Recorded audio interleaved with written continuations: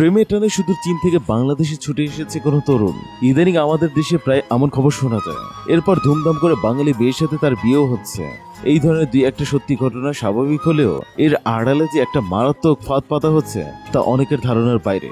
উন্নত জীবন আর রাজকীয় ভবিষ্যতের প্রলোভন দেখিয়ে সামাজিক যোগাযোগ মাধ্যমে গড়ে ওঠা তথাকথিত চাইনিজ বিয়ে আজ বাংলাদেশের এক সুসংগঠিত ও ভয়ানক মানব পাচার নেটওয়ার্কে রূপ নিয়েছে। বাংলাদেশ সহ দক্ষিণ এশিয়ার সরল সোজা নারীরাই এখন আন্তর্জাতিক মানব পাচারকারী চক্রের প্রধান লক্ষ্যবস্তু।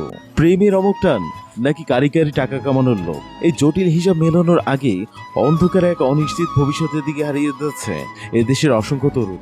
এই আন্তর্জাতিক পাচারকারী চক্রের কাজের ধরনটি বেশ চতুর। প্রথমত, তারা ফেসবুক, টিকটক কিংবা বিভিন্ন ডেটিং অ্যাপে ভুয়া ও ছদ্মনামে আকর্ষণীয় প্রোফাইল তৈরি করে ফাঁদ পাতে। এরপর টার্গেট করার তরুণীদের সাথে চ্যাটিং শুরু।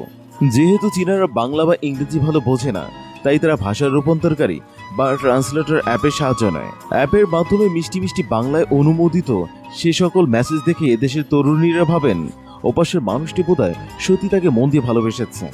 মাত্র কয়েক সপ্তাহের এই ভার্চুয়াল প্রেমের সম্পর্ক খুব দ্রুতই গড়ায় বিয়ের পিঁড়িতে। এই পাচারের পেছনে রয়েছে চীনের এক সামাজিক সংকট।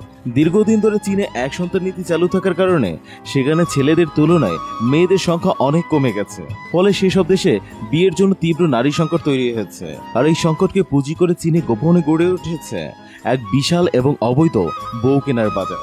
চীনে গিয়ে কোনো স্থানীয় মেয়েকে বিয়ে করা সেখানকার সাধারণ ও নিম্নবিত্ত পুরুষের জন্য অত্যন্ত ব্যয়বহুল। তাই তারা কম খরচ বউ পাওয়ার আশায় এই পাচারকারী চক্রগুলো শরণাপন্ন হয়।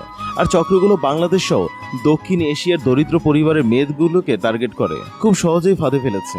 বিদেশি পাত্রের হাত ধরে পাসপোর্টে ভিসার সিল লাগিয়ে উন্নত এক ভবিষ্যতের আশায় অনেক নিম্ন ও মধ্যবিত্ত পরিবারের নারীরা হাসিমুখে চীনে পাড়ি জমান। কিন্তু চীনের মাটিতে পা রাখার পরই তাদের এই রঙিন স্বপ্ন মুহূর্তের মধ্যে এক ভয়ঙ্কর নরকে পরিণত হয়। সেখানে পৌঁছানোর পর প্রথমে যে কাজটি করা হয় তা হলো ভাষাগত দূরত্বের সুযোগ নেওয়া।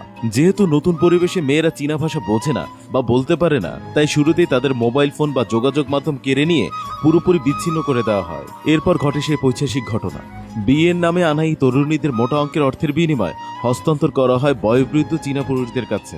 অনেক ক্ষেত্রে শুধু স্ত্রী হিসেবে নয়, তাদেরকে বাধ্য করা হয় পশুর মতো জোরপূর্বক শ্রম দিতে এবং নানা ধরনের অনৈতিক অন্ধকার কাজ করতে।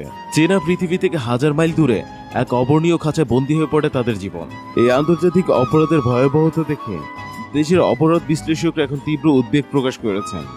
এই ভয়ঙ্কর ভাত থেকে দেশের বন্দি রক্ষা করতে হলে প্রধানত দুটি জায়গায় এখন কড়া নজরদারি দরকার। যে কোনো বিদেশি নাগরিকের সঙ্গে বিয়ের বন্ধনে জড়ানোর আগে তার আসল পরিচয়, কর্মসংস্থান এবং ব্যাকগ্রাউন্ড সরকারিভাবে এবং ব্যক্তিগত উদ্যোগে কঠোরভাবে নিশ্চিত করতে হবে।